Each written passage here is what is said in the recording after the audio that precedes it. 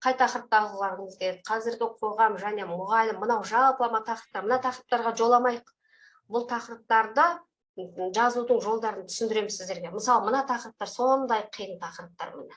Қазіргі қоғам және мұғалім, педагогикалық мәдениет, бұл адам әлемі, педагогикалық этика және шеберлік, мінекей көрдіңіз бе? Осы жерден бастап мынау 43-ші сұраққа дейін, 42-ге дейін қиын тақырыптар. Бұның неге қиын екенін кейінірек түсіндіремін. Қазір енді эссе құрылымына пайдалану үшін өзімізге ыңғайлы тақырып таңдап алайық. Қиынға жүгірмеңіздер. Қиыннан бастау шарт емес. Мысалы, егер мұғалімде өз ісіне тек сүйіспеншілік болса, ол жақсы мұғалім бола ала ма? Осы тақырып сіздерге жеңіл болып тұр ма, қиын болып тұр ма?